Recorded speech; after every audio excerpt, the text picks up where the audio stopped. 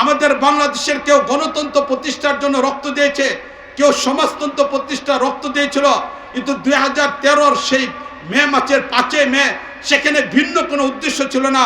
সেখানে উদ্দেশ্য ছিল এটা নবীর ভালোবাসা, মুমিনের হৃদয়ের মধ্যে স্পন্দন। তাই নবীর ইজ্জতের উপর কেউ আঘাত করলে সেদিন যেন আইন কার্যকর হয়, তাদেরকে যেন ফাঁসি দেওয়া হয়। বাংলাদেশে 13 দফার মাধ্যমে যেন ইসলাম নিরাপদ থেকে যা। সেদিনের মানুষগুলোর উদ্দেশ্য কাউকে ক্ষমতা নেওয়া অথবা কাউকে ক্ষমতা থেকে নামানো সেদিনের উদ্দেশ্য ছিল না। এই জন্য সেখানে রক্ত এটা কখনো বৃথা যেতে পারে না, এই রক্ত কখনো বৃথা যেতে পারে না। সেদিনে সেই তালিকা আমার নিজের কাছে 84 জনের ব্যক্তির তালিকা আমার কাছে রয়েছে, যাদেরকে শাপলা চত্বরে শহীদ করা হয়েছিল। 43 বছর পরে যদি নাম কাওয়াস্তে যারা যুদ্ধ অপরাধী তাদের ব্যাপারে আমি আলোচনাতে যাব না, কিন্তু এটার বিচার যদি হতে পারে আমরা আশা করব শাপলা চত্বরে যাদের রক্ত ঝরানো হয়েছিল তাদের শাহাদতের বদলা এই বাংলা জমিতে 1000 বছর পরে হয়ে যাবে ইনশাআল্লাহ।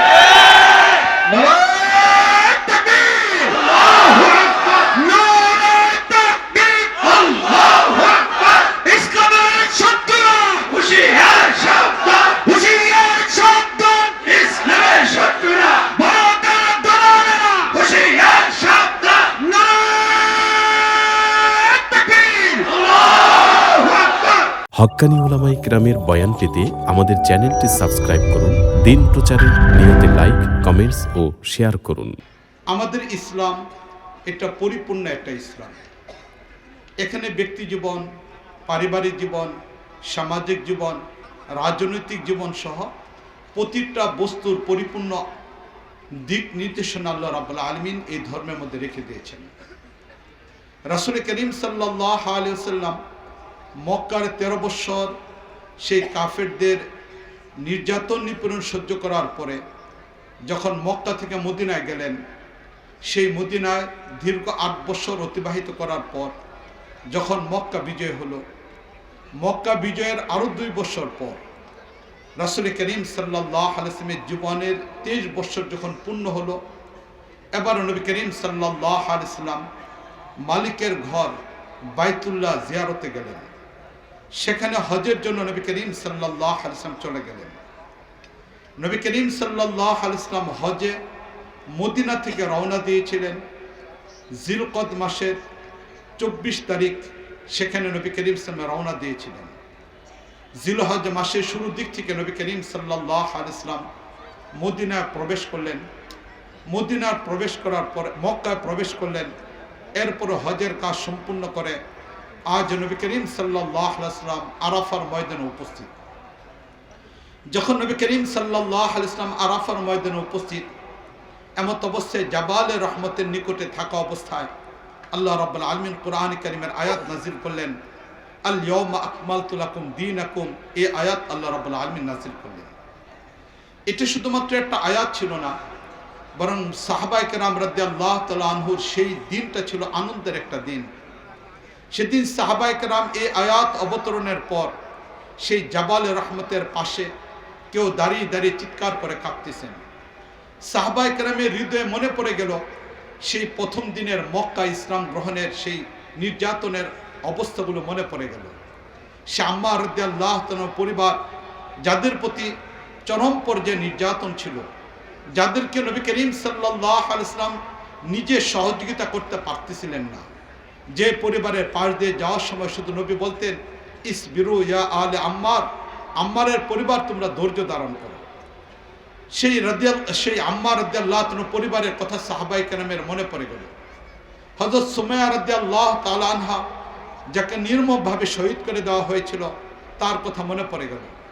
মনে পড়ে গেল হযরত বিলাল রাদিয়াল্লাহু তাআলা আনহুর কথা, যাকে উন্মুক্ত বালুতে রেখে বুকে পাথর চাপা দিয়ে নির্যাতন করা হতো। সে বিলাল রাদিয়াল্লাহু তাআলার কথা মনে পড়ে গেল। সুহাইব রাদিয়াল্লাহু তাআলা আনহু যিনি মক্কা থেকে মদিনায় হিজরত করার সময় তার জীবনের সকল অর্থগুলোকে কাফেরদের হাতে তুলে দেওয়ার প্রয়োজন পড়েছিল। পুরো মনে পড়ে গেল সে খাব্বাব রাদিয়াল্লাহু তাআলার কথা, যাকে সেই মক্কার কাবার চত্বরের পাশেই তাকে শুলিতে চড়িয়ে হত্যা করা হচ্ছিল। তিনি হত্যার পূর্ব মুহূর্তে আকাশের দিকে যখন তাকাচ্ছিলেন, সেখান থেকেও চেহারাকে মাটির দিকে নিয়ে যাওয়া হয়। যখন তিনি কাবার দিকে তাকিয়েছিলেন সেখান থেকেও তার চেহারাকে ফিরে দেওয়া হয়। কত নির্মমভাবে দুনিয়া থেকে চলে যাওয়ার পূর্ব মুহূর্তে সে আরশের মালিকের আরশের দিকে তাকানোর সুযোগ ছিল না। কাবার মালিকের দিকে, সেই মালিকের ঘর, তার দিকেও তাকানোর কোনো সুযোগ ছিল না। যাকে শহীদ করে দেওয়া অবস্থা, তৎকালীন যুগের মক্কার কাফেররা আনন্দ করতেছিল। আর এমত অবস্থার মধ্যেও সে খাব্বাব রাদিয়াল্লাহু তাআলা আনহু তিনি বলতেছেন এই কথা, ফুস্তু রাব্বিল কাবা, কাবার মালিকের কসম আমি সফলতা অর্জন করতেছি। সাহাবায়ে কেরামের তখন মনে পড়ে গেল পেটে পাথর বাঁধার কথা, উহুদের যুদ্ধের ময়দানে শহীদদের কাফনের কাপড় দিতে না পারার যন্ত্রণার কথা। ওই তো হামজা রাদিয়াল্লাহু তাআলা আনহু, যাকে 3 টুকরা কাফনের কাপড় পর্যন্ত দেওয়া যায় নাই। হযরত মুসআব রাদিয়াল্লাহু তাআলা আনহু, তাকে 1 টুকরা পূর্ণ কাফনের কাপড় দেওয়া যায় নাই। এই দীর্ঘ 23 বছর নির্যাতনের কথা মনে পড়ছে। তাই সাহাবায়ে কেরাম এই আয়াত অবতরণের পরে কান্না করা আরম্ভ করলেন। এক একজন সাহাবায়ে কেরাম খুশি হয়ে গেলেন, তাদের ত্যাগ এবং কুরবানি সফলতা পেয়েছে, তাদের আত্মত্যাগ আজ সফলতা পেয়েছে।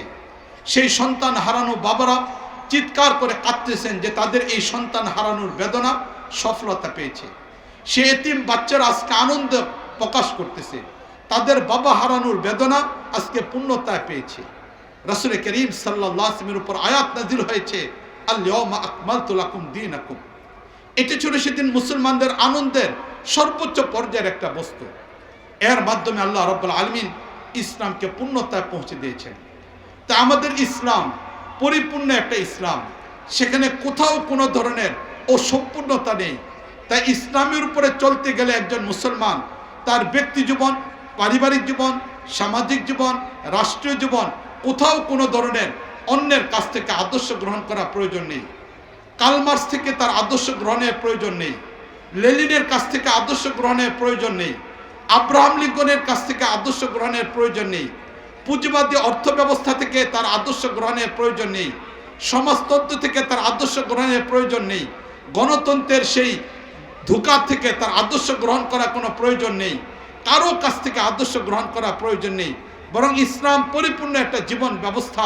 আল্লাহ রাব্বুল আলামিন ইসলামের ভিতরে সব কিছুকে রেখে দিয়েছেন। সৈয়দ সুলাইমান নদভী রাহমাতুল্লাহ আলাইহি, যিনি ভারতের উল্লেখযোগ্য এক মহান ব্যক্তি, রাসূল করিম সাল্লাল্লাহু আলাইহি ওয়াসাল্লামের সিরাতের উপরে যিনি ভারতে ব্যাপকভাবে কাজ করেছেন, যিনি রাসূল করিম সাল্লাল্লাহু আলাইহি ওয়াসাল্লামের সিরাতকে মানুষের সামনে সুন্দরভাবে উপস্থাপন করেছেন, সেই সুলাইমান নদভী রাহমাতুল্লাহ আলাইহি তিনি খুতবাত মাদ্রাজের ভিতরে এই কথাটাকে উপস্থাপন করেছেন। তুমি যদি একজন এতিম বাচ্চা হয়ে থাকো, তাহলে তুমি তাকিয়ে দেখো নবী মুহাম্মদের দিকে, যার বাবা আব্দুল্লাহ জন্মগ্রহণ করার পূর্বে মৃত্যুবরণ করেছিল। সুতরাং তুমি এতিম মুহাম্মদ থেকে তোমার আদর্শ খুঁজে পাবে। তুমি যদি কৈশোরের কোনো দুরন্তপনার বাচ্চা হয়ে থাকো, তাহলেও তুমি তাকিয়ে দেখো নবী মুহাম্মদের দিকে, তোমার জীবনের আদর্শ তার থেকে তুমি খুঁজে পাবে। তুমি যদি অল্প বয়সে অন্যের উপরে নির্ভরশীল কোনো ব্যক্তি হয়ে থাকো, যেমন নবী 8 বছর বয়সে তার দাদা ইন্তেকাল করেছিল এবং এরপর থেকে নিয়ে চাচার পরিবারে নির্ভরশীল একজন ব্যক্তি ছিলেন, তাহলেও তুমি অন্য কারো কাছ থেকে আদর্শ গ্রহণের প্রয়োজন নেই। অসহায় একজন ব্যক্তি নিজের জীবন কিভাবে কাটাইতে হয় তার দিক নির্দেশনা তুমি নবীর কাছ থেকে পাবে। সাহাবায়ে কেরাম জিজ্ঞেস করেছিলেন, হে আল্লাহ নবী, যখন আপনি চাচার উপর নির্ভর হলেন তখন আপনি কি করতেন? নবী করিম সাল্লাল্লাহু আলাইহি ওয়াসাল্লাম উত্তর দিয়েছিলেন, তখন চাচার পরিবারের বোঝা হতে চাই নাই, বরং আমি মক্কার মানুষগুলোর 1 টাকার বিনিময়ে বকরি চড়াতাম আর এই টাকা অর্জন করে চাচার পরিবারকে সহযোগিতা করার চেষ্টা করতাম। এই অসহায় অবস্থা অন্যের উপর নির্ভর হয় নাই। তুমি যদি কোনো ব্যবসায়ী মানুষ হয়ে থাকো, তাহলেও তুমি তাকিয়ে দেখো নবী মুহাম্মদের দিকে, যিনি 12 বছর বয়সে চাচার সাথে ব্যবসা করার জন্য যাচ্ছেন।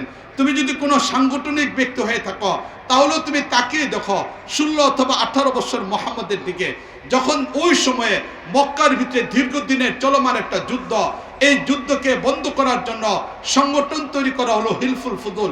সেই সংগঠনের একজন সক্রিয় কর্মী নবী মুহাম্মদ। তাই তুমি কোনো সাংগঠনিক ব্যক্তি হতে চাও, নবী মুহাম্মদের কাছ থেকে তুমি আদর্শ গ্রহণ করো। তুমি যদি কোনো চাকরিজীবী মানুষ হয়ে থাকো, তাহলে তুমি তাকিয়ে দেখো নবী মুহাম্মদের দিকে, যিনি 24 বছর বয়সে খাদিজা রাদিয়াল্লাহু তাআলা আনহা যখন মুসলমান হন নাই, তার ব্যবসায়ীর সাথে চাকরির চুক্তির মাধ্যমে তিনি সেখানে কাজ করে যাচ্ছেন, তুমি তোমার জীবনের আদর্শ খুঁজে পাবে। তুমি যদি ছাত্র হয়ে থাকো, তাকে দেখো নবী মুহাম্মদের দিকে, যিনি 39 বছর বয়সে দীর্ঘ 6 মাস পর্যন্ত গারে হেরায় বসে আছেন, জিব্রাইলের সামনে ছাত্র অবস্থায় বসে আছেন, নবুয়তের 23টা বছরে জিব্রাইল থেকে ইলম অর্জন করতেছেন, জিব্রাইলের মধ্যস্থতায় মালিকের পক্ষ থেকে ইলম অর্জন করতেছেন। তুমি তোমার ছাত্র জীবনের আদর্শ নবী মুহাম্মদের কাছ থেকে খুঁজে পাবে। তুমি যদি শিক্ষক হয়ে থাকো, তাকে দেখো নবী মুহাম্মদের দিকে, কখনো তাকে খুঁজে পাবে কাবার চত্বরে, কখনো তুমি খুঁজে পাবে দারুল আরকামের ভিতরে, কখনো তুমি শিক্ষক খুঁজে পাবে সেই সুফা মাদ্রাসা, যিনি ছাত্রদেরকে পড়াচ্ছেন, তার কাছ থেকে তুমি আদর্শ খুঁজে পাবে। তুমি যদি কোনো খানকার ব্যক্তি হয়ে থাকো, তাকে দেখো নবী মুহাম্মদের দিকে, যিনি মসজিদে নববীর কোনো এক কোণা তার মুরিদদেরকে জিকির শেখাচ্ছেন। তুমি যদি কোনো পরাজিত দলের কর্মী হয়ে থাকো, তাকে দেখো নবী মুহাম্মদের দিকে, যিনি উহুদের যুদ্ধের ময়দানে পরাজিত একজন সৈনিক, তার জীবন থেকে তুমি আদর্শ খুঁজে পাবে। তুমি যদি কোনো একজন রাজনীতিবিদ হয়ে থাকো, তাকে দেখো নবী মুহাম্মদের দিকে, মক্কা থেকে মদিনা যাওয়ার পথে যিনি মদিনায় গেলেন, যাওয়ার পরে তৎকালীন যুগের ইহুদি এবং খ্রিস্টান যারা মদিনায় বসবাস করত, তাদের সাথে রাজনৈতিক কার্যক্রমের মাধ্যমে মদিনায় খেলাফত মিনহাজুন নবুওয়াত তৈরি করে ফেললেন, তুমি তার কাছ থেকে আদর্শ খুঁজে পাবে। তুমি যদি বিজয় কোনো দলের সৈনিক হয়ে থাকো, তাকে দেখো নবী মুহাম্মদের দিকে, যিনি মক্কা বিজয়ে দীর্ঘ 21 বছর পরে যাদের দ্বারা নির্যাতিত হয়েছেন, মক্কায় 13 বছর যাদের দ্বারা নির্যাতিত হয়েছেন, বদরের প্রান্তরে, কখনো উহুদের প্রান্তরে, কখনো খন্দকের ময়দানে, তুমি তোমার জীবনের আদর্শ খুঁজে পাবে নবী মুহাম্মদের কাছ থেকে। তুমি যদি পিতা হয়ে থাকো, তাকে দেখো নবী মুহাম্মদের দিকে, যার ঘরে 4 জন কন্যা সন্তান, 3 জন মেয়ে সন্তান রয়েছে। তুমি যদি একজন স্বামী হয়ে থাকো, তাকে দেখো নবী মুহাম্মদের দিকে, যার ঘরে একই সময়ে 9 জন স্ত্রী রয়েছেন।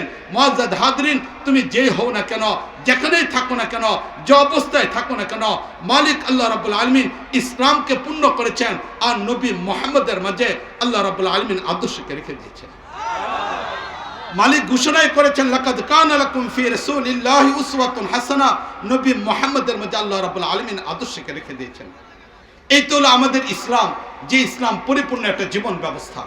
তাই আমাদের একজন মুসলমানের অন্য কারো কাছ থেকে কিছু নেওয়ার প্রয়োজন নেই, কোনো ব্যক্তি জীবনেও নেওয়ার প্রয়োজন নেই, পারিবারিক জীবনেও নেওয়ার দরকার নেই, সামাজিক জীবনেও নেওয়ার প্রয়োজন নেই, রাজনৈতিক জীবনে কাউকে নেতা বানানোর প্রয়োজন নেই। বরং আমাদের সামনে রাসূল করিম সাল্লাল্লাহু আলাইহি ওয়াসাল্লাম হলেন আদর্শ, ওনার জীবনের মাঝেই আমাদের সব কিছু রয়েছে। এই পূর্ণতা ইসলামের বড় একটা বৈশিষ্ট্য। দ্বিতীয় নাম্বার, ইসলাম এমন একটা ধর্ম যেখানে অস্পষ্ট বলতে কিছু নেই, কেউ বুঝবে কেউ বুঝবে না এমন কোনো মাসলা ইসলামের ভিতরে নেই। কিছু উলামায়ে কেরাম বুঝবেন, বাকি সাধারণ মানুষ বুঝবে না এমন কোনো মাসলা ইসলামের মাঝে নেই। বাতিনি বস্তু বলতে ইসলামের মাঝে কোনো কিছু নেই, এটা পীর মুরিদেই বুঝবেন, অন্য কেউ বুঝবে না এমন কোনো ইলম ইসলামের মাঝে নেই। বরং ইসলাম পরিষ্কার পরিচ্ছন্ন একটা ধর্ম, সেখানে এমন বস্তু রয়েছে যা প্রতিটা মানুষ বুঝতে পারবে, প্রতিটা মানুষ আমল করতে পারবে, প্রতিটা মানুষ তার থেকে আদর্শ গ্রহণ করতে পারবে। আমাদের ইসলাম পরিপূর্ণ, যেমনিভাবে পরিপূর্ণ তেমনিভাবে পরিষ্কার একটা ধর্ম। রাসূল করিম সাল্লাল্লাহু আলাইহি ওয়াসাল্লাম হাদিসে মধ্যে ইরশাদ করেছেন, তারাকতুকুম আলা মিল্লাতি বাইদাই, আমি তোমাদেরকে পরিষ্কার একটা ধর্মের মধ্যে রেখে যাচ্ছি। তারাকতুকুম আলা মিল্লাতি বাইদাই, পরিষ্কার একটা ধর্মের মাঝে তোমাদেরকে রেখে যাচ্ছি। লাইলুহা কানহারিহা, যে ধর্মের রাত্রিগুলো দিনের মতো আলোকিত, রাত্র আসলে অন্ধকার হয়ে যা, দিন আসলে আলোকিত হয়ে যা। ইসলাম নামক ধর্মের ভিতরে রাতের অন্ধকার বলতে কোনো কিছু নাই, সেটা পুরাটাই দিনের আলোর দ্বারা আলোকিত। তাই ইসলামের ভিতরে বাতিনি বস্তু বলতে কিছু নেই। ইসলামের প্রতিটা বস্তু সেখানে মানুষ আমল করতে পারবে, সেখানে প্রতিটা বস্তু পরিষ্কার। তাহলে আমাদের ধর্মটা এমন একটা পরিষ্কার। তৃতীয় নম্বর, আমাদের ধর্মের তৃতীয় নম্বর বৈশিষ্ট্য হলো, এই ইসলামের ভিতরে এমন কোনো বিধান নাই যে বিধানটা কোনো যুগের সাথে সম্পর্ক, কোনো সময়ের সাথে সম্পর্ক, কোনো ব্যক্তির সাথে সম্পর্ক, এমন নাই। বরং ইসলাম সর্বজনীন, সর্বযুগের মানুষ সর্ব অবস্থার মধ্যেও এই ইসলামকে পালন করতে পারে। এটা হলো আমাদের ইসলামের তৃতীয় নম্বর বৈশিষ্ট্য, যে এই ইসলাম এমন একটা ইসলাম, যে ইসলাম প্রতিটা যুগ, মানুষ যদি সেই মরুভূমির যুগকে অতিক্রম করে, রাসূল করিম সাল্লাল্লাহু আলাইহি ওয়াসাল্লামের যুগ সেটা মরুভূমির যুগ ছিল, সেখানে উন্নত বাহন ছিল ঘোড়া, এক জায়গা থেকে আরেক জায়গায় মাল যাতায়াতের মাধ্যম ছিল উট, গাদা খচ্চর, ওই যুগেও যেমন ইসলাম কার্যকর ছিল, এই যুগে যখন মানুষ মঙ্গল গ্রহে যাতায়াতে চিন্তা করতেছে, যখন মানুষ চাঁদে জায়গা কেনার প্রতিযোগিতায় লিপ্ত হচ্ছে, যখন মানুষ মুহূর্তের ভিতরে পৃথিবীতে এক জায়গা থেকে আরেক জায়গায় যাওয়ার চেষ্টা করতেছে, স্যাটেলাইটের মাধ্যমে, অত্যাধুনিক প্রযুক্তির মাধ্যমে মানুষ গোটা পৃথিবীটাকে একটা পরিবার বানিয়ে ফেললো, এমন অবস্থার ভিতরে ইসলাম, মরুভূমির সেই ইসলাম, এই উন্নয়নের যুগের মধ্যেও কার্যকর একটা ইসলাম। তাই এই যুগে ইসলাম অচল, এই যুগে ইসলাম চলবে না, এটা সম্পূর্ণ ধোঁকা একটা বা শব্দ।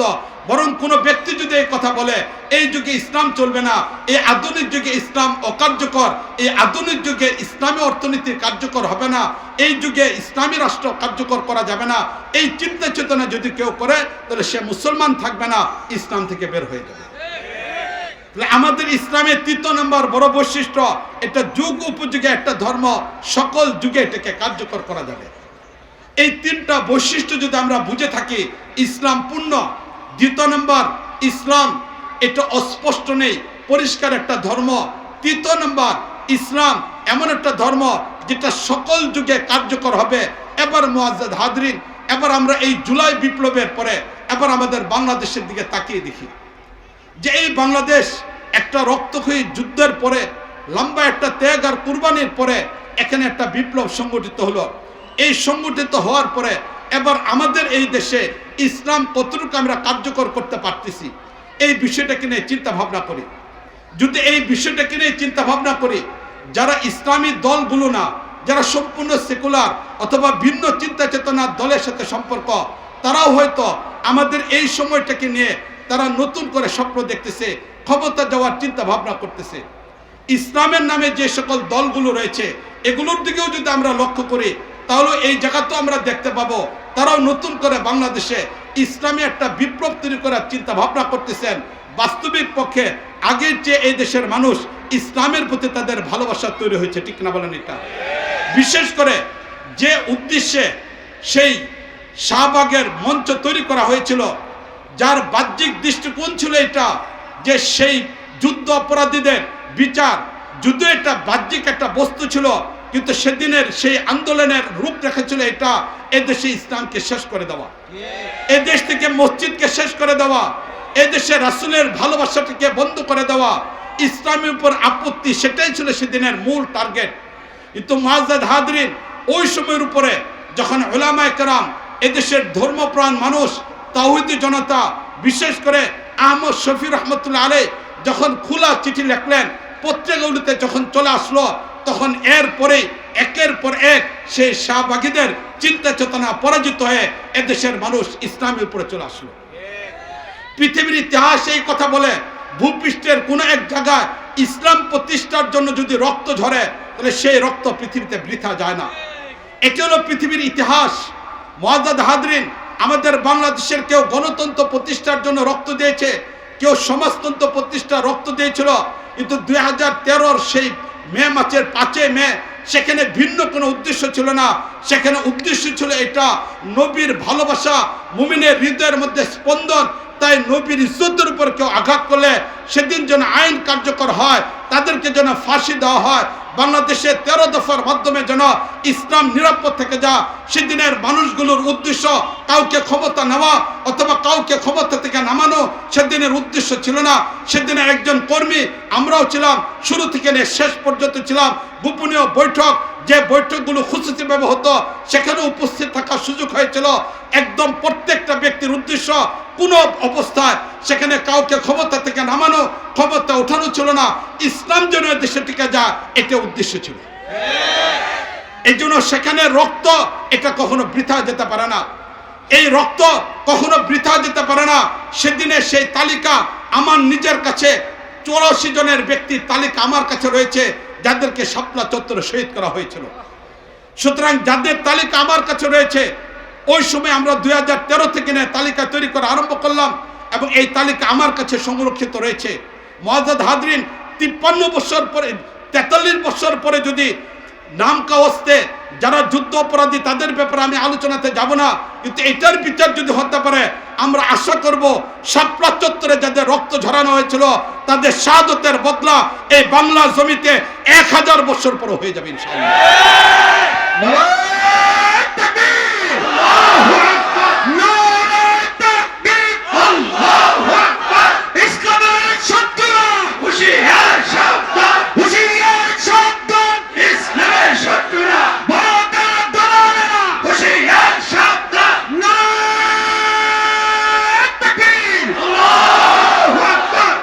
মুআজ্জাজ হাজরিন বলতেছিলাম এই কথা যে পৃথিবীর ইতিহাসে কোথাও রক্ত ঝরলে সেই রক্ত বৃথা যায় না।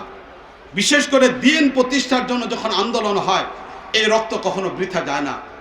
গোটা পৃথিবীর ইতিহাসের দিকে আমি যাব না, শুধু যদি ভারত উপমহাদেশ ইতিহাসের দিকে আমি তাকিয়ে দেখি তাহলে শুধু এতটুকুই বলতে চাই, 1833-এ বালাকোটের প্রান্তরে সৈয়দ আহমদ শহীদ রহমতুল্লাহ আলাই, ইসমাইল শহীদ রহমতুল্লাহ আলাই, আব্দুল হাই লখনবী রহমতুল্লাহ আলাই, ভারতের ইমামুল হিন্দ শাউলিউল্লাহ মুহাদ্দিস দেলবি রহমতুল্লাহ আলাই পরিবারের মাধ্যমে ব্রিটিশ বিরুদ্ধে যে আন্দোলন তৈরি হচ্ছিল সেই আন্দোলনকে অবলম্বন করে শেষ পর্যন্ত 1806, 1817, 1818, 1833 বালাকোটের ময়দানে যখন সৈয়দ আহমদ শহীদ রহমতুল্লাহ আলের মাধ্যমে, ইসমাইল শহীদ রহমতুল্লাহ আলের মাধ্যমে, আব্দুল হাই লখনবী রহমতুল্লাহ আলের মাধ্যমে বালাকোটের ময়দানে ইসলামকে টিকে রাখার জন্য ব্রিটিশদের বিপক্ষে জাহাদ হয়েছিল, সেই জাহাদের ভিতরে যদিও সেদিন ইসমাইল শহীদ রহমতুল্লাহ আলাই শাহাদত বরণ করেছিলেন, যদিও সেদিন আহমদ শহীদ রহমতুল্লাহ ইন্তেকাল করেছিলেন, শাহাদত বরণ করেছিলেন, আব্দুল হাই লখনবী রহমতুল্লাহ আলাই শাহাদত বরণ করেছিলেন,